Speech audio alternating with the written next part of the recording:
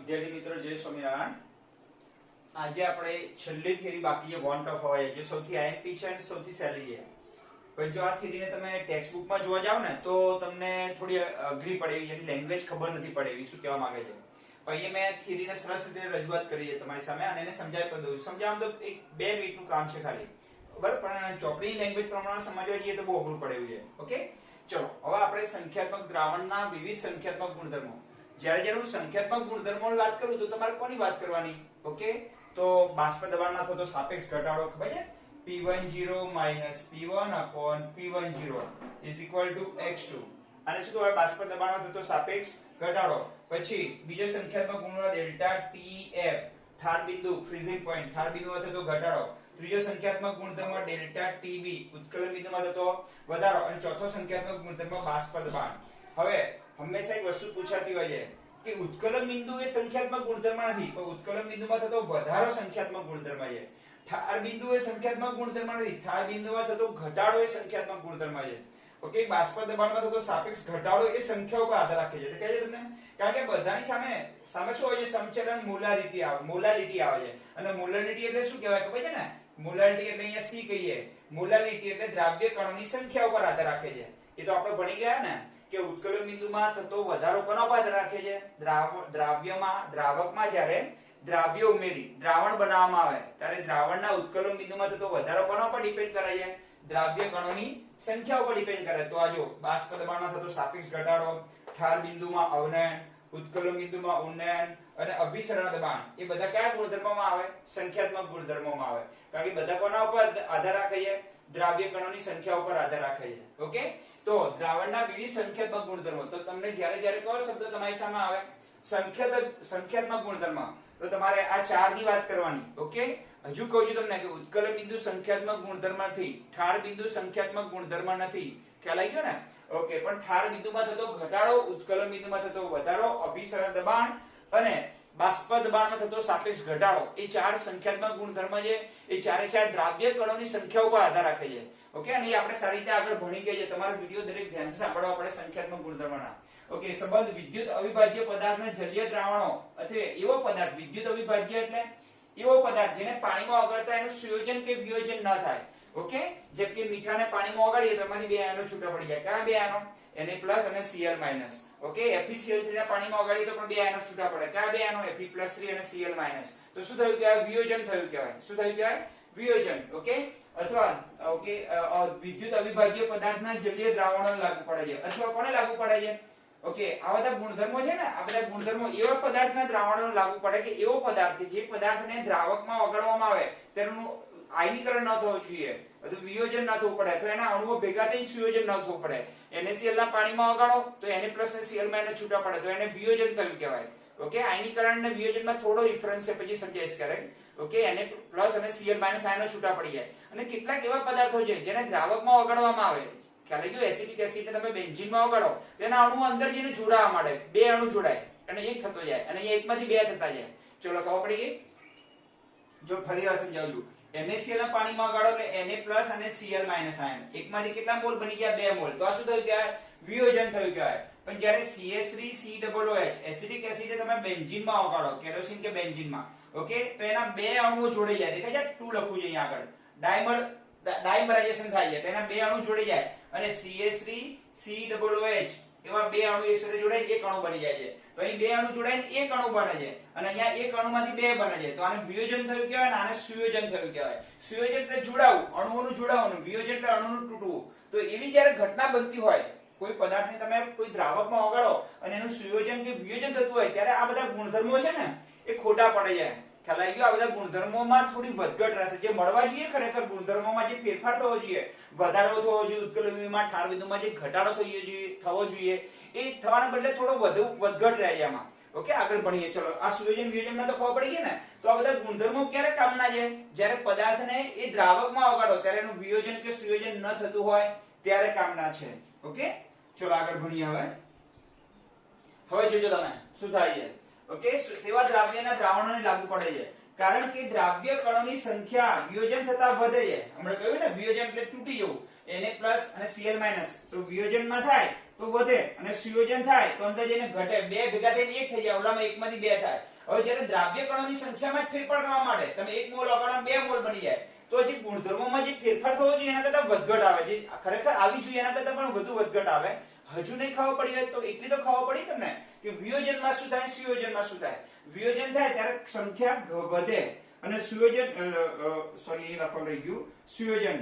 Okay, અહીંયા વિયોજન જગ્યાએ શું આવશે, સુયોજન થતા સંખ્યા ઘટે, અહીંયા આયનીકરણ થાય એટલે આ વિયોજન થયું કહેવાય. ઓકે, એટલે સંખ્યા વધે અને અહીં સંખ્યા ઘટે. અને જ્યારે કોઈ પદાર્થની અંદર ઓગાળો અને એમાંથી જ્યારે સંખ્યા વધી જાય અથવા એની સંખ્યા ઘટી જાય ત્યારે એવા પદાર્થ માટે આ બધા નિયમો, આ બધા જે સંખ્યાત્મક ગુણધર્મો કોઈ કામના નથી. ઓકે, ચલો આગળ જોઈએ. આયનીકરણ સંયોજન, દાખલા તરીકે KCl આયનીય સંયોજનો જેમ કે ધનાયન અને ઋણાયનના બનેલા હોય, જેમ કે KCl, NaCl, FeCl3 જેને આયનીય સંયોજનો કહેવાય, ને પાણીમાં ઓગાળીએ તો તેમનું ધન તથા ઋણ આયનમાં વિયોજન થાય છે. ઓકે, જેમ કે NaCl ને પાણીમાં ઓગાળીએ તો Na+ અને Cl- ધનાયન અને ઋણાયન ક્યાં પડે, એમાંથી છૂટા પડાય છે. આથી દ્રાવણમાં દ્રાવ્ય કણોની સંખ્યા કેવી થઈ જાય છે, વધી જાય. તો આપણે જોયું ને કે વિયોજન થતા હવે વધે તો શું થાય, એની અસર આ ગુણધર્મો પર કેવી થાય એ જોઈએ આપણે. જો આથી દ્રાવણમાં દ્રાવ્ય કણોની સંખ્યા વધે છે. દાખલા તરીકે 1 મોલ KCl ને પાણીમાં ઓગાળીએ તો એમાંથી 1 મોલ K+ બને અને 1 મોલ Cl- બને. ખબર પડી ગઈ? 1 મોલ માંથી કેટલા મોલ બને, 2 મોલ બની ગયા. ઓકે, 1 મોલ માંથી કેટલા મળે, 2 મોલ બને. ઓકે, દ્રાવ્ય કણોની સંખ્યા વધે તો શું થાય, તો સંખ્યાત્મક ગુણધર્મોનો ઉપયોગ કરી અને દ્રાવ્યનું સાચું મોલર દળ અથવા આણ્વીય દળ મેળવી શકાતું નથી. હવે આ શબ્દને સમજવા માટે એક ઉદાહરણ લઈએ આપણે. હવે દ્રાવ્ય કણોની સંખ્યા વધે તો શું થાય. હવે ધારો કે આપણે ઉત્કલન બિંદુ, અહીં મેં ઉદાહરણ પણ આપ્યું છે તમને કે આપણી પાસે ઉત્કલન બિંદુમાં થતો વધારાનું એક સૂત્ર છે, ખ્યાલ છે, boiling point delta TB. Delta TB is equal to KB into M નામનું, કેબી તો અચળ છે, એમનું ચલો મૂકી દઈએ. Delta TB is equal to KB into W2 ગુણ્યા 1000 નીચે M2 અને ગુણ્યા W1. ચલો આ સૂત્ર આવી ગયું, હા અથવા ના. હવે માનો કે આપણે અહીંયા અણુભાર સૂત્રનો શું બનાવીએ, M2 ના સૂત્રનો કરતા બનાવી દઈએ અને ડેલ્ટા ટીબી ક્યાં લઈ નાખું, નીચે લઈ નાખું. ચલો M2 અહીંથી કાઢી નાખીએ, તમારી સામે પહેલા જે સૂત્ર હતું એમાં જ ફેરફાર કરજો. M2 અહીંયા લખી નાખું છું અને ડેલ્ટા ટીબી નીચે લખી નાખીએ. ચલો ખબર પડી ગઈ, ડેલ્ટા ટીબી. હવે મને કહો ડેલ્ટા ટીબી તો કેવો છે, પ્રયોગ કરીને માપવો પડે ને, તો પ્રયોગ કરીને આપણે માપીએ. ચલો સંખ્યાત્મક ગુણધર્મોનો ઉપયોગ કરી જ્યારે દ્રાવ્ય કણોની સંખ્યા વધે તો શું થાય, તો દ્રાવ્યનું સાચું મોલર દળ મેળવી શકાતું નથી. હવે જોઈએ કેમ ન મેળવી શકાય. ચલો એક ઉદાહરણ આપીએ અહીંયા. આથી સંખ્યાત્મક ગુણધર્મોનો ઉપયોગ કરી પ્રયોગને અંતે મળેલ મોલર દળ એ અસામાન્ય, જે મળવાનું એ કેવું મળવાનું, સાચું નહીં મળવાનું. જે મળે ને પ્રયોગ પછી તમને જે અહીં M2 મળવાનું, અહીં M2 જે મળે એને અસામાન્ય અથવા ખોટું આણ્વીય દળ કહેવાય. જે મળે ખોટું મળે, અસામાન્ય આણ્વીય દળ મળે. એટલે જે મળવું જોઈએ એ ખોટું મળે. ખરેખર KCl નું આણ્વીય દળ જે મળવું જોઈએ ને. હવે એક ઉદાહરણ આપીએ, મેં જુઓ 1 મોલ KCl ને 1 કિલોગ્રામ પાણીના ઉત્કલન બિંદુમાં બમણો વધારો કરે છે. ઓકે, કેમ 0.52 એક હોવો જોઈએ એના બદલે 2 ગણો થશે એટલે કેટલો થાય છે, એક્ચ્યુઅલી 1.04 થાય છે. થવો કેટલો જોઈતો તો 0.52. હવે ધારો કે શુદ્ધ પાણીનું ઉત્કલન બિંદુ કેટલું મને કહેજો તમે. શુદ્ધ પાણીનું ઉત્કલન બિંદુ છે તમને ખબર છે કે 373.15 કેલ્વિન છે. હવે એમાં 1 કિલોગ્રામ પાણીમાં 1 મોલ KCl નો ઓગાળ દો. 1 મોલ KCl નો ઓગાળ દઈએ. ચલો આ શુદ્ધ પાણી છે, આ શું છે, શુદ્ધ પાણી. ચલો ખબર પડી, તમે દેખાય છે કે ન જોઈ લો. ચલો એક મિનિટ. હા વાંધો નહીં, દેખાય છે. ચલો આ શુદ્ધ પાણી ભરી દીધું છે. ચલો ખબર પડી ગઈ તમને. અને એની અંદર હવે 1 મોલ KCl દ્રાવણ બનાવીએ. આની અંદર પાણી પ્લસ KCl ઓગાળ દઈએ. પાણી પ્લસ KCl. તમે બધા જાણો છો કે દ્રાવક કરતા તેમાંથી બનાવેલા દ્રાવણનું ઉત્કલન બિંદુ હંમેશા કેવું હોય, વધારે હોય. આ વધારો કેટલો થવો જોઈએ, ખબર છે, 0.52 થવો જોઈએ 1 મોલ ઓગાળતા. પણ એક્ચ્યુઅલી થયો કેટલો, 1.04. જે થવો જોઈએ એના કરતા કેમ બમણો થયો, કારણ કે 1 મોલ KCl ઓગાળો તમે અંદર. કેટલા મોલ ઓગાળો, 1 મોલ. તો એમાંથી આયનો કેટલા બની જાય, 2 મોલ. અને ડેલ્ટા ટીબી તો કોના પર ડિપેન્ડ કરે છે, અંદર રહેલા આયનોની સંખ્યા ઉપર. એ અંદર K+ અને Cl- આપોઆપ કેટલી થઈ ગઈ, 2 થઈ ગઈ. એટલે જે વધારો થવો જોઈએ ઉત્કલન બિંદુમાં એના કરતા કેવો થયો, 0.52 થવો જોઈએ, એના બદલે 1.04 થયો. આથી આપણે અહીંયા જે ડેલ્ટા ટીબી ખરેખર 0.52 જ થવો જોઈએ વધારો. કેમ, 1 મોલ નાખતા 0.52 થવો જોઈએ, એના બદલે કેટલા થાય છે, 1.04 થાય. એટલે નીચેની સંખ્યા વધી ગઈ. હવે નીચેનું પદ વધે એટલે આખું એનો જે ગુણોત્તર હોય ઘટી જાય કે ન ઘટી જાય. નીચેની સંખ્યા ધારો કે અહીંયા 8 ભાગ્યા તમે 2 કરો તો જવાબ કેટલો આવશે, 4 આવે. પણ 8 ભાગ્યા 4 કરો તો જવાબ જો અડધો થઈ ગયો ને આપોઆપ 2. અહીં જવાબ કેટલો આવ્યો, 2. નીચેની સંખ્યા બમણી થઈ એટલે જવાબ અડધો આવે ને. એટલે જે અણુભાર મળવો જોઈએ એના કરતા કેવો મળશે? ઓછો મળશે. હવે તમને સર ડેલ્ટા ટીબી કેવી રીતે માપવાનો? પ્રયોગ કરીને માપવાનો હોય. પ્રયોગ કરીને માપતા આપણને 0.52 મળવો જોઈએ, એના બદલે મળશે કેટલો? કારણ કે 1 મોલ KCl માંથી કેટલા મોલ અંદર આયનો બને છે? 2 મોલ બને છે. અને આ જે આયનોની સંખ્યા બમણી થઈ જાય તો ડેલ્ટા ટીબી માં થતો વધારો પણ બમણો થઈ ગયો, અને એ બમણો થતા અણુભાર કેવો થઈ ગયો? આપોઆપ અડધો થઈ ગયો. આમ જો સંપૂર્ણ આયનીકરણ થાય તો અડધો થાય, પણ આપણે ઓછો લખ્યો છે, એટલે જે અણુભાર મળવો જોઈએ એના કરતા કેવું મળશે? ઓછું. તો દ્રાવ્ય, હવે આખી થિયરી ફરતી સમજાવું છું. વિયોજન કોને કહેવાય? કેટલાક આયનીય પદાર્થોને પાણીમાં ઓગાળવાથી તેનું વિયોજન થાય છે, એમાંથી આયનો કેવા પડે છે? છૂટા પડે છે, ધનાયન અને ઋણાયન. આથી દ્રાવણમાં દ્રાવ્ય કણોની સંખ્યા વધી જાય છે. હવે દ્રાવ્ય કણો એક ઉદાહરણ આપી કે જેમ કે KCl 1 મોલ પાણીમાં નાખીએ તો 2 મોલ આયનો બને. ઓકે, હવે અહીં લખ્યું દ્રાવ્ય કણોની સંખ્યા વધે તો જે અણુભાર, જો સંખ્યાત્મક ગુણધર્મનો આપણે ડેલ્ટા ટીબી એટલે કયો ગુણધર્મ કહેવાય? સંખ્યાત્મક ગુણધર્મ. એનો ઉપયોગ કરી અને આપણે જે મૂલદર મેળવીએ એ સાચું નહીં મળે આપણને. જે મળવું જોઈએ એના કરતા કેવું મળશે?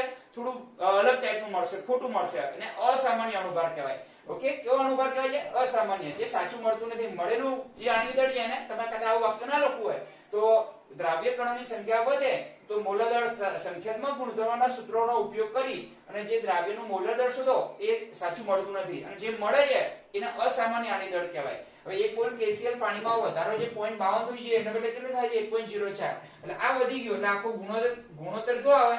જેમ કે 8/2 કરો તો 4 આવે, પણ 8/4 એક્ચ્યુઅલી 2 જવાબ આવે તો 4 આવે, પણ 4 આવે તો કેટલા આવે?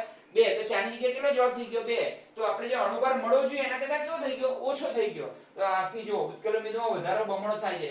એટલે ઉત્કલન બિંદુમાં વધારો થતા દ્રાવ્યનું પ્રાયોગિક રીતે નક્કી કરેલું મૂલદર હંમેશા તેના સાચા મૂલ્ય કરતા કેવું આવશે? ઓછું આવશે. ખબર પડી ગઈ? હા અથવા ના? ઓકે, દ્રાવ્ય કણોની સંખ્યા જ્યારે વધતી હોય, દ્રાવ્ય કણોની સંખ્યા જ્યારે શું થતી હોય? વધતી હોય, ત્યારે જે આણ્વીય દળ શોધો ને તમે કનો ઉપયોગ કરીને? ડેલ્ટા ટીબી, બોઇલિંગ પોઈન્ટ માં થતો વધારો, ઉત્કલન બિંદુમાં થતો વધારાનો ઉપયોગ. આવા હવે તમને એમ થશે ડેલ્ટા ટીબી કેવી રીતે નક્કી કરવાનું? તો પ્રયોગ કરીને નક્કી કરવાનો. તો પ્રયોગ કરીને નક્કી કર્યું એટલે જે મળવું જોઈતું હતું આપણને એના કરતા કેવું થયું? વધારે મળ્યું. એ વધુ મળ્યું એટલે આપોઆપ આણ્વીય દળ કેવું મળ્યું? ઓછું મળ્યું. અને આણ્વીય દળ ઓછું મળ્યું એટલે આપણે આણ્વીય દળ સાચું આણ્વીય દળ મેળવવા માટે શું કરવાનું? તો વોન્ટોફ નામના વૈજ્ઞાનિકે એક અવયવ દાખલ કર્યો. જો તમને થોડું આગળ ભણવાનું છે અત્યારે ભણાવી દઉં. વોન્ટોફે શું કહ્યું કે I નું મૂલ્ય નક્કી કરી નાખવાનું, અને I વડે પછી એને ગુણ નાખવાનું. ચલો હવે આપણે આ જે સાચા મૂલ્ય કરતા કેવું મળે? ઓછું મળે. હવે આ જે ઓછું મળે અથવા ખોટું મળે આપણને, અને એને સાચું કરવું હોય તો જે મળેલું આણ્વીય દળ છે એને વોન્ટોફ અવયવ વડે તમારે અથવા I વડે ગુણવું પડે. એ કેવી રીતે ગુણવાનું, ક્યાં ગુણવાનું, વોન્ટોફ અવયવ કેવી રીતે શોધવાનો એની વાત પછી આવે છે. પણ એટલું આના પછી તમે નક્કી કર્યું કે વિયોજન કોને કહેવાય? જ્યારે કોઈ પદાર્થને દ્રાવકમાં ઓગાળો તેમાંથી આયનો છૂટા પડે તેનો વિયોજન કહેવાય. વિયોજન થાય એટલે આ દ્રાવ્ય કણોની સંખ્યા વધે. 1 મોલમાંથી આપોઆપ કેટલા થઈ ગયા? 2 મોલ. દ્રાવ્ય કણોની સંખ્યા વધે એટલે મૂલર દળ સાચું મળે નહીં, અને જે મૂલર દળ મળે એને અસામાન્ય મૂલર દળ કહેવાય. બોલવા ખબર પડે છે ને? ફરીવાર સમજાવું. ચલો ઓકે, વિયોજન એટલે પદાર્થને, આયનીય પદાર્થને પાણીમાં ઓગાળતા એનું વિયોજન થાય. વિયોજન થાય એટલે ધનાયન અને ઋણાયન બને. આથી દ્રાવ્ય કણોની સંખ્યા વધે. જેમ કે 1 મોલ KCl માંથી 2 મોલ KCl બને. ઓકે, દ્રાવ્ય કણોની સંખ્યા વધે આથી સંખ્યાત્મક ગુણધર્મનો ઉપયોગ કરીને જે આણ્વીય દળ શોધો એ સાચું મળતું નથી, અને જે મળે એ અસામાન્ય કહેવાય, ખોટું આણ્વીય દળ કહેવાય. અસામાન્ય એટલે ખોટું આણ્વીય દળ. ઓકે, એનું ઉદાહરણ આપ્યું છે કે 1 મોલ KCl ને પાણીમાં ઓગાળીને જે વધારો થવો જોઈએ 0.52 એનો બદલે કેટલો વધારો થયો? 1.04. અને હંમેશા દ્રાવ્ય કણોની સંખ્યા વધે એટલે આણ્વીય દળ ઘટે. હમણાં જોયું ને આપણે? આણ્વીય દળ કેવું થાય? જે મળવું જોઈએ એના કરતા કેવું મળે? ખરેખર ઓછું. તો ઓછું મળે તો સાચું આણ્વીય દળ મેળવવું હોય તો મળેલા આણ્વીય દળને વોન્ટોફ અવયવ I વડે ગુણવું પડે. અને એ I કેવી રીતે શોધવો? જે તમને આણ્વીય દળ મળી, ધારો કે અહીંયા ઓકે આણ્વીય દળ તમને મળવાનું નહીં મળવાનું? હા, મળ્યું. તો એ વોન્ટોફ અવયવ I કેવી રીતે શોધવો એની વાત આવું પછી કરીશું. પહેલા આપણે વિયોજન ખબર પડી ગઈ ને? હવે આના પછી સુયોજન જોઈએ. જેમાં અહીં દ્રાવ્ય કણોની સંખ્યા વધે તો અહીં દ્રાવ્ય કણોની સંખ્યા ઘટે. ખબર પડી ગઈ? આથી જે મૂલર દળ મળે સાચું મળતું નથી, અને કેવું મળે છે? અસામાન્ય મળે.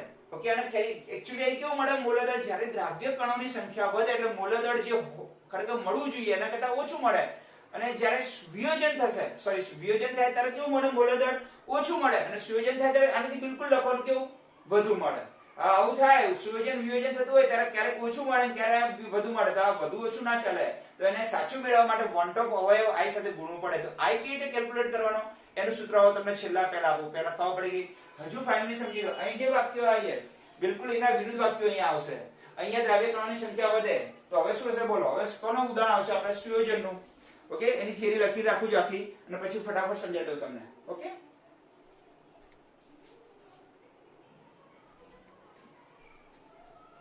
વિદ્યાર્થી મિત્રો આ બંનેને કમ્પેરિઝન કરી સરખામણી કરી અને ભણી આપણે વિયોજન અને સુયોજનને. ચલો વિયોજનમાં દ્રાવ્ય કણોની સંખ્યા વધે જ્યારે સુયોજનમાં ઘટે. કેમ? બે અણુ જોડાય એક અણુ બની જાય.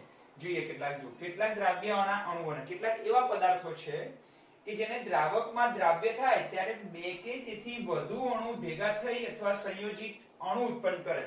ના બે અણુ ભેગા થઈ જાય અને એક અણુ બનાવો. ઓલા શું થાય? એકમાંથી બે બને તો અહીંયા બેમાંથી એક બની જાય જ્યારે ઓગાળો ત્યારે. ઓલામાં જેવું ઓગાળો મીઠાના પાણીમાં એટલે એકમાંથી બે બને. અને કેટલાક એવા પદાર્થો છે જેને દ્રાવકમાં ઓગાળો એટલે એના બે અણુ જોડી અને એક બને છે. ઓકે, એનું સરસ ઉદાહરણ આપીએ. એસિડિક એસિડ ને જેને ઇથેનોઇક એસિડ પણ કહેવાય, CH3COOH. બેન્ઝીન જેવા દ્રાવકમાં ઓગાળતા તેના બે અણુઓ સુયોજન થાય છે. એના બે અણુ જોડાઈને એક અણુ બની જાય છે. જો કેવી રીતે જોડાય છે? તો આ શું છે? જો CH3COOH આ અણુ કાળા રંગની પેનથી બતાવે છે અને એક બ્લુ રંગની પેનથી બતાવે છે. CH3C આપણે આવું લખી શકીએ ને, CH3 પછી C પછી ડબલ બોન્ડ O અને OH આવું લખીએ તો અહીં CH3 આવી ગયો, પછી આ C ખબર પડી ગઈ, પછી ડબલ બોન્ડ O અને ઉપર OH લખ્યું. એ રીતે આ બાજુ પર લખી ગયો CH3 પછી આ CH3 આવી ગયું, પછી C પછી આવી ગયું C પછી આ CH3COOH ના આ રીતે લખી શકાય. ખબર છે તમને? ઓકે, તો C ડબલ બોન્ડ O જેમ ડબલ બોન્ડ O નીચે રાખ્યું તો ઉપર રાખ્યું અહીંયા છે. હવે તમને ખબર છે એક અણુનો ઓક્સિજન અને સામેના અણુનો હાઇડ્રોજન વચ્ચે કયો બંધ છે? હાઇડ્રોજન બંધ. તો અહીંયા બે હાઇડ્રોજન બંધ રચી જાય એટલે બે અણુ કેવા થઈ ગયા? ભેગા થઈ જાય અંદર જઈને. એટલે બે માંથી એક એટલે અણુઓની સંખ્યા અડધી થવાની. તો અહીંયા જ્યારે કોઈ દ્રાવકમાં ઓગાળો તો અણુઓની સંખ્યા બમ વધવાની. અહીંયા સંખ્યા ઓગળી જાય. જ્યારે એક મોલ ઓગાળો તો અડધા મોલ અણુ થઈ જાય અને અહીંયા એક મોલ ઓગાળો તો બે મોલ અણુ થાય. ઓકે, આથી અહીંયા ડેલ્ટા ટીબી માં જે વધારો થવો જોઈએ બોઇલિંગ પોઈન્ટમાં એના કરતા જેટલો જોઈએ એના કરતા વધુ વધારો થાય અને અહીંયા જેટલો થવો જોઈએ એના કરતા ઓછો વધારો થાય. ખબર પડી ગઈ ને? આથી અણુભાર કેવો મળે? ઓછો મળે. અહીં અણુભાર વધારે મળે. બધા આટલો જ કોન્સેપ્ટ છે. હજુ એક ઉદાહરણ સમજાવ્યું તમને. જો એસિડિક એસિડના બધા જ અણુઓનું સંયોજન થાય, સંપૂર્ણ સંયોજન થઈ જાય, ઓકે થાય તો એસિડિક એસિડ માટે ડેલ્ટા ટીબી અથવા ડેલ્ટા ટીએફ ના મૂલ્યથી કેવું જે મળવું જોઈએ? ડેલ્ટા ટીબી જે અહીંયા ડેલ્ટા ટીબી કેવું મળે તો જોઈએ એના કરતા વધુ મળે છે. અહીં ડેલ્ટા ટીબી અથવા ડેલ્ટા ટીએફ ના મૂલ્ય જોઈએ એના કરતા ઓછા મળશે. આથી અહીં અણુભાર જે આવો જોઈએ એના કરતા ઓછો આવશે અને અહીં અણુભાર આવો જોઈએ એના કરતા વધુ આવશે. બસ. અને જે અણુભાર ઓછો વધુ આવે છે ને અસામાન્ય અણુભાર કહેવાય. ચલો ક્લિયર થઈ ગયું? હા અથવા ના? તો જે થિયરી અહીંથી આપણે સ્ટોપ કરી એ અહીંથી અહીં લખી મેં અને આટલો ભાગ કાઢી નાખ્યો અહીં લખ્યો. હજુ એકવાર સમજાવું તમને. અહીંયા વિયોજન કોને કહેવાય? કોઈ પદાર્થને પાણીમાં ઓગાળો એટલે એમાં ધનાયન અને ઋણાયન છૂટા પડે. આથી દ્રાવ્ય કણોની સંખ્યા વધે. દ્રાવ્ય કણોની સંખ્યા વધે એટલે આપણા એમાં જે સંખ્યાત્મક ગુણધર્મ જેમ કે ડેલ્ટા ટીબી એનું મૂલ્ય કેવું થઈ જાય? બમણું થઈ જાય. અને એ બમણું થાય એટલે અણુભાર અડધો મળે. તો અહીંયા દ્રાવ્ય કણોની સંખ્યા વધે, અહીંયા દ્રાવ્ય કણોની સંખ્યા ઘટે. અહીંયા સંખ્યાત્મક ગુણધર્મનું મૂલ્ય જે મળવું જોઈએ એના કરતા વધારે મળે, અહીંયા ઓછું મળે. અહીં વધુ મળે એટલે અણુભાર ઓછો મળે, અહીંયા ઓછું મળે એટલે અણુભાર વધુ મળે. આમ અણુભાર વધુ મળે ને ઓછો મળે છે. તો એટલું યાદ રાખજો, વિયોજન થયા ત્યારે જે અણુભાર ખરેખર મળવો જોઈએ આપણને એક્ચ્યુઅલી જે એનો વાસ્તવિક અણુભાર એના કરતા ઓછો મળે અને સુયોજન થયા ત્યારે જે અણુભાર મળવો જોઈએ એના કરતા વધારે મળે. હવે બધું તમે લખી નાખજો. બરાબર? હવે આવું થાય ત્યારે વધુ અને ઓછો અણુભાર મળે. ઓકે, અપેક્ષિત મૂલ્ય કરતા બમણા મળશે મોલાર દર. કેવા મળશે? અહીંયા મોલાર દર બમણા મળશે. અહીંયા તેના સાચા મૂલ્ય કરતા કેવા મળશે? અડધા મળશે તો ઓછા મળશે સંપૂર્ણ આયનીકરણ થાય ત્યારે. ઓકે, અહીંયા સંખ્યાત્મક ગુણધર્મનો ઉપયોગ કરી અહીંયા સંખ્યાત્મક. હવે આ બે વસ્તુ તમને એક સૂત્રથી સમજાવું તમને. ચલો આપણે ડેલ્ટા ટીબી માટે બંને લખી નાખજો તમે. લખી નાખ્યું ને? હવે આપણે આવું થાય ત્યારે એને સાચું મેળવવું હોય અણુભાર તો વોન્ટોપ નામના વૈજ્ઞાનિકે એક ફેક્ટર દાખલ કર્યો I. હવે I તરફ આપણે જઈશું. હવે થોડીક થિયરી રહીએ. ઓકે, કંટાળી ના જતા. બહુ સિમ્પલ થિયરી છે. હવે જો આ બંને થિયરીને આપણે સંક્ષિપ્ત સ્વરૂપમાં સમજી લઈએ કે શું કહેવા માંગે છે બંને થિયરી.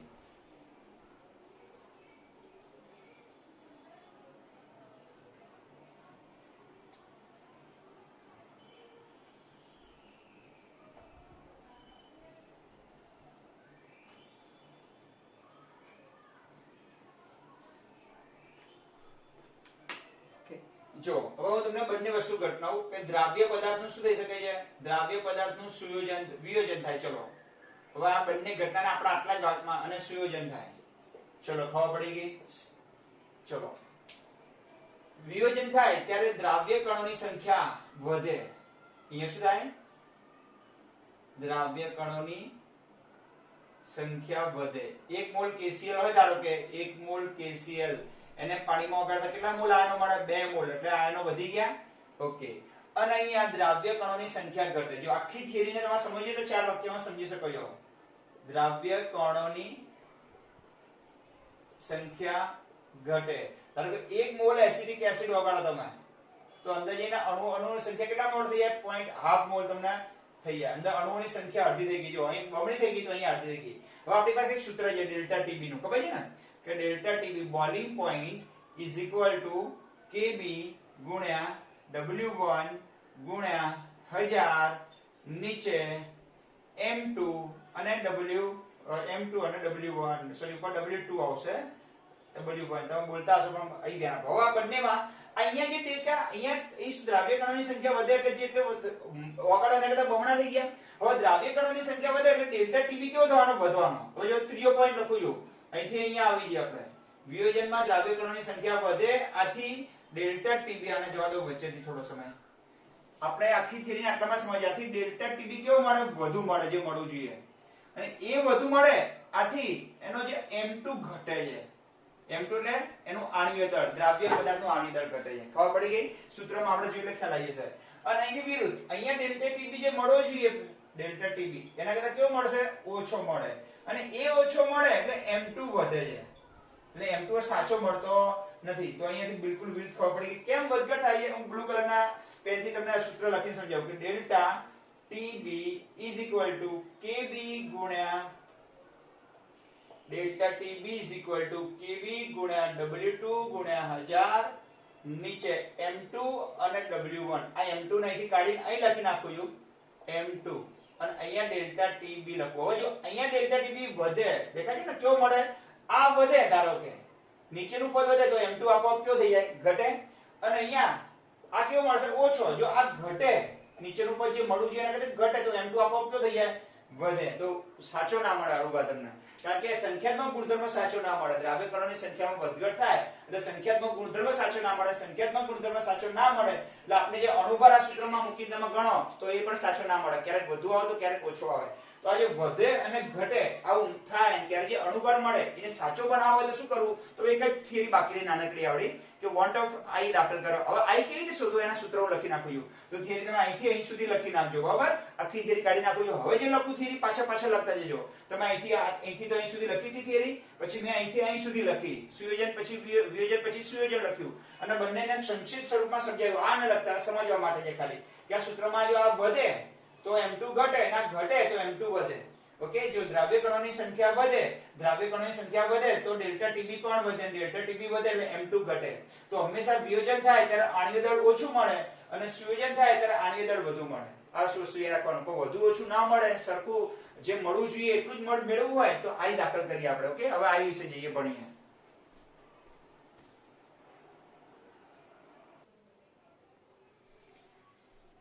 હવે મિત્રો આ થિયરી થોડી આગળ વધારી આપણે. હવે સામાન્ય અથવા ખોટા, જો કે અસામાન્ય મોલર દળ એટલે કેવું? ખોટું આણ્વીય દળ જે આપણને સુયોજન વિયોજન થાય ત્યારે મળે એ ખોટું આણ્વીય દળ. ઓકે? દળને સામાન્ય એટલે સાચું આણ્વીય દળ. ઓકે?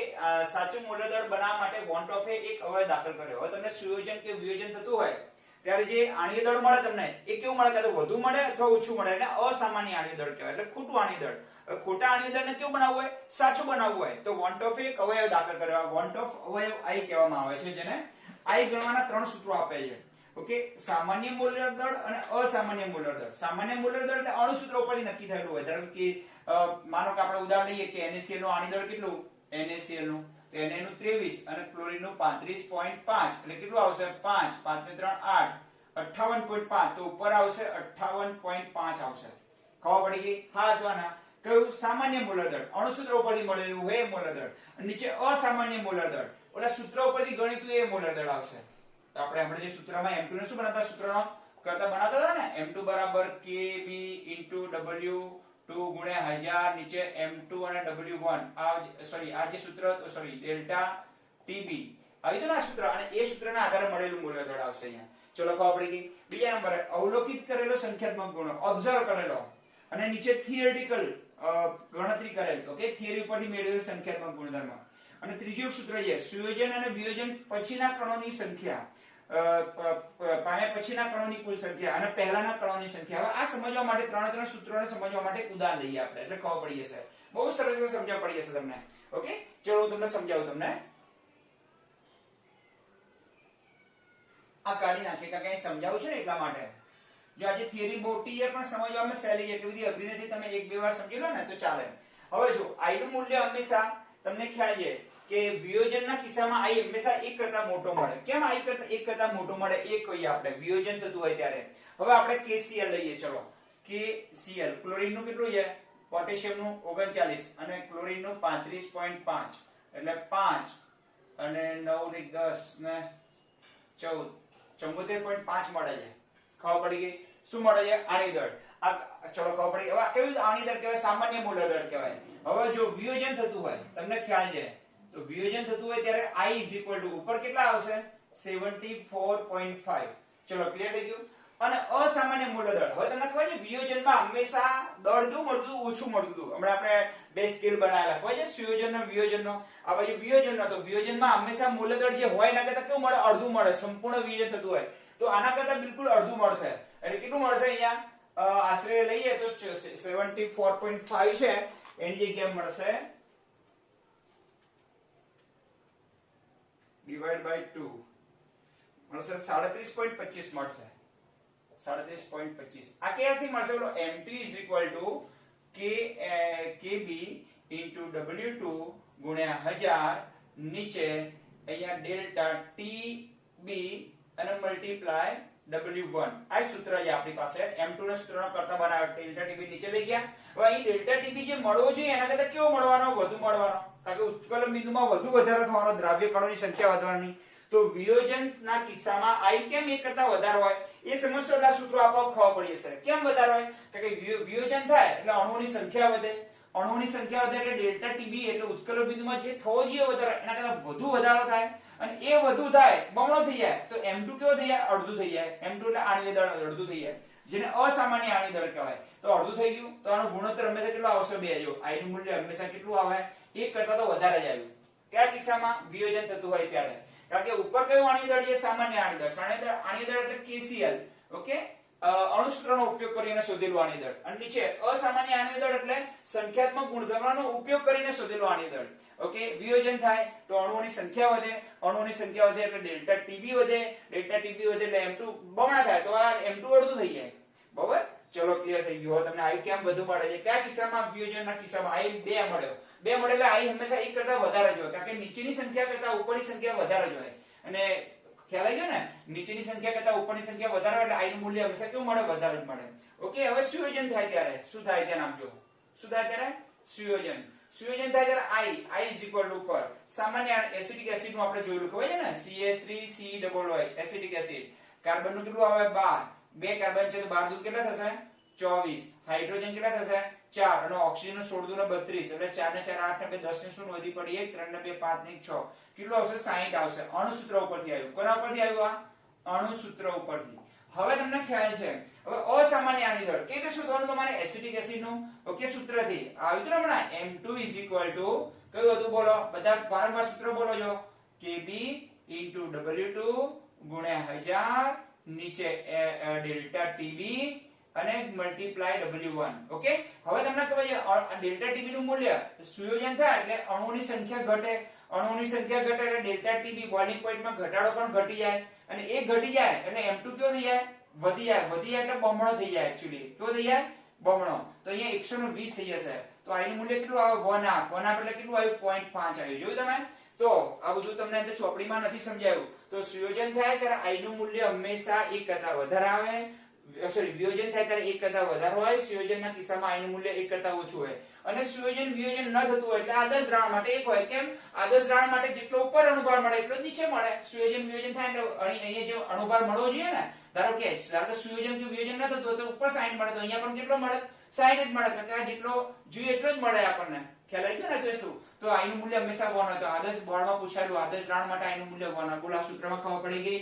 ઓકે, સામાન્ય મૂલ્ય દળ એટલે અણુસૂત્ર ઉપરથી નક્કી કર્યું હોય. કોના ઉપરથી? અણુસૂત્ર ઉપરથી. અને અસામાન્ય આણ્વિય દળ એટલે ખોટું આણ્વિય દળ કોના ઉપરથી મળ્યું? સંખ્યાત્મક ગુણધર્મ ઉપરથી. સંખ્યાત્મક ગુણધર્મ ઉપરથી મળ્યું. ચલો ક્લિયર થઈ ગયું હાથવાના. હવે ચલો આ સૂત્રને સમજીએ. આ સૂત્રને પછી સમજ. આ ધ્યાન આપજો. સુયોજન વિયોજન પછીના કણોની કુલ સંખ્યા. આઈ હવે વિયોજન થાય ત્યારે આઈ ફરીવાર શોધીએ આપણે વિયોજનના. આ સૂત્રનો ઉપયોગ આપણે આ સૂત્રનો ઉપયોગ કરી અને આઈ શોધ્યો. ખબર પડી કોના માટે? વિયોજન અને સુયોજન માટે. હવે ચલો નીચેના સૂત્રનો સુયોજન વિયોજન પછીના કણોની. હવે KCL માં કેટલા કણો થઈ ગયા હતા? KCL K+ અને Cl-. કેટલા કણો થયા ટોટલ? 3 થયા ને. ટોટલ કણોની સંખ્યા અને સુયોજન વિયોજન અગાઉના કણોની કુલ સંખ્યા. તો સુયોજન વિયોજન પછીના કણો કેટલા થઈ ગયા? K+ અને Cl- 2 થઈ ગયા. તો ઉપર કેટલા આવશે? I 2 અને પહેલા કેટલા હતા? 1 મોલ. તો જવાબ 2 આવી ગયો. જો સુયોજન વિયોજન પછી સુયોજન શબ્દ કાઢી નાખો. ચલો વિયોજનની વાત કરીએ. વિયોજન પછીના કણોની સંખ્યા. તો 1 મોલ જ્યારે KCl ના પાણી નાખીએ તો 1 મોલ K+ અને 1 મોલ Cl- એટલે કેટલા મોલ મળ્યા? 2 મોલ મળ્યા. તો વિયોજન પછી 2 મોલ મળ્યા. અને વિયોજન પહેલા કેટલા મોલ હતા? 1 મોલ હતા. તો 2/1 એટલે જો 2 જવાબ આવી ગયો. તો આનું મૂલ્ય 2 કરતા વધુ આવ્યું. ચલો એસિટિક એસિડના કિસ્સામાં જોઈએ. આ સૂત્રનો ઉપયોગ કરીને આઈ શોધીએ. ચલો વિયોજન પછી એસિટિક એસિડ કેટલા થઈ ગયા? અડધા થઈ ગયા. 0.5 થઈ ગયા મોલ. અને પહેલા કેટલા મોલ હતા? 1 મોલ 2 મોલ હતા. સરો પહેલા 2 મોલ હતા. પછી કેટલા મોલ થઈ ગયા? 1 મોલ એટલે 0.5 આવી ગયું. ખ્યાલ આવી ગયો ને? આપણે એસિટિક એસિડ લખ્યા ખબર છે? 2 અણુ જોડે કેટલા અણુ બનાવે છે? 1 અણુ બનાવે. તો આઈ 0.5 આવ્યો. તો હંમેશા જ્યારે વિયોજન થતું હોય વધે તો આઈ પણ વધે. એમ સમજવાનું તમારે. સુયોજન થાય અણુઓની સંખ્યા ઘટે તો આઈ 1 કરતા ઘટે. એમ તો યાદ રહે ને તમને? આઈ નું મૂલ્ય ને જ્યારે વિયોજન સુયોજન ન થતું તો આઈ નું મૂલ્ય હંમેશા 1 જ મળે તમને. હવે આ બધા સૂત્રો કારણ કે તમને યાદ ન રહે તો ઉપર અણુ સૂત્રના આધારે મળેલા અણુ પર, નીચે સંખ્યાત્મક ગુણધર્મના આધારે મળેલા અણુ પર. તો આ બધા સૂત્રો ક્યારે કામમાં આવે? કે જ્યારે સંપૂર્ણ આનીકરણ થતું હોય ત્યારે. હંમેશા તમારે આ 4 સૂત્રનો ઉપયોગ કરીને આઈ ને સૂત્રનો કરતા બનાવી દેવાનો. જો તમારે આઈ 1 2 3 હવે વન ઓફ હવે એને સંખ્યાત્મક ગુણધર્મોના સમીકરણમાં લખીએ તો બધા સંખ્યાત્મક ગુણધર્મોના જે સમીકરણ છે ને આપણી પાસે 1 2 3 અને 4 ચારે ચારમાં સામેની તરફ આઈ લગાવી દેવાનો. વન ઓફ પહેલા આઈ શોધી કાઢવાનો. પછી અથવા આઈ શોધો હોય તો અહીં આઈ ને શું બનાવવાનો? સૂત્રનો કરતા. આ બધું તમને આપ્યું હોય 1 2 3 બધું જ આપ્યું હોય. 1 2 3 4 5 6 વસ્તુ આપી હોય તો આઈ ને શું બનાવી દેવાનું? સૂત્રનો. તો આવી રીતે પણ શોધી શકાય આઈ. તમારે આવી રીતે ન શોધો હોય તો આપણે હંમેશા આ બધા સૂત્રોનો ઉપયોગ કરીને આઈ શોધવાના દાખલા ગણીશું. બે ત્રણ દાખલા ગણી એટલે આઈ ખબર પડી જશે. મોસ્ટ આઈએમપી એક્ઝામ્પલ હશે આ બધા. ઓકે, જૂના કોર્સમાંથી પણ ગણાવજો, નવા કોર્સમાંથી પણ ગણાવજો તમને. ચલો જય સ્વામિનારાયણ. હા, જો બધાને કહેવાનું થિયરી લખી આવતા રવિવારે કેટલા ચેપ્ટર ચાલી ગયા છે તમારા? પહેલું, બીજું અને ત્રીજું 3 ચેપ્ટર ચાલી ગયા ને? 3 ની થિયરી કમ્પ્લીટ લખી. સાહેબ મારો ચોપડો ખોઈ ગયો છે. આગળનો ચોપડો મેં તમને બતાવી દીધો તો. ઓકે, એ ચોપડો મળતો નથી. મેં રફ કાગળિયામાં લખ્યું છે. ખબર પડી ગઈ ને? મામાને કહેતો ત્યાં ભૂલીને આવ્યો છું. ગામડે હતો ત્યાં ભૂલીને આવ્યો તો. ખ્યાલ આવી ગયો ને? સર હું તો ભૂલી ગયો, બિલકુલ કઈ લાવું ભૂલી ગયો. હું તો બારોબાર આવ્યો છું. આ કોઈ બહાના બતાવવાનું નહીં. કારણ કે એટલા માટે કહું છું કે આ થિયરી તમે ટેક્સ્ટ બુકમાં જોજો. કઈ હુજ નહીં પડે તમને. અને અહીં જે મેં છેક સુધી લખી ને, ઓકે, આ થિયરીમાં તો કઈક તમને ખબર પડશે. અને જો આ બધું વધારાનું સમજાવ્યું મેં તમને. થિયરી પહેલા આખી થિયરી લખાઈ દઉં છું, પછી એક એક વાક્ય નહીં સમજાતો જોજો કે આઈ કેમ ગ્રેટર ધેન 1 મળે, કેમ લેસ ધેન 1 મળે. ખ્યાલ આવી ગયો કે શું? તો આખી થિયરી તમારે કમ્પ્લીટ લખી અને ટેક્સ્ટ બુક તમારે મને ભલે સેન્ડ ના કરો તો કેની હોમવર્ક, પણ ખાસ રવિવારે આવી જવાનું છે. જો નહીં આવો તો મારો ફોન, હું તમારા ઘરે આવી જઈશ. આ રવિવારે મીટિંગ રાખી છે મેં, તમારી ટાઈમ મોકલી દઈશ તમને. બરાબર? તો તમારે રવિવારે ક્લાસ ઉપર આવી અને મને બધા ચોપડાઓ બતાવી જવાના છે આવીને. ઓકે, અને પછી આવતા ગુરુવારે 3 નો યુનિટ ટેસ્ટ છે. ચેપ્ટર 1 2 અને 3 નો તૈયાર કરીને રાખજો. ઓકે, પહેલું, બીજું અને ત્રીજું. અને ચોથું ચેપ્ટરના વિડિયો ઓલરેડી મારી પાસે તૈયાર બીજી બેચમાં ચલાવી એટલે છે જ. એટલે હું તમને લિંક બધી મોકલી આપું છું. તમે અઠવાડિયામાં બધી લિંક જોઈ લેજો બધા સાથે. એટલે ચોથા ચેપ્ટરમાં આપણે વાર નહીં લાગે એટલે સીધું ઓર્ગેનિક હવે ચાલુ કરીશું. ખ્યાલ લાગે? ચોથા ચેપ્ટરની લગભગ બધી લિંકો તૈયાર જ છે તમારા વિડિયોની. ઓકે, બધા મિત્રોને જય સ્વામિનારાયણ.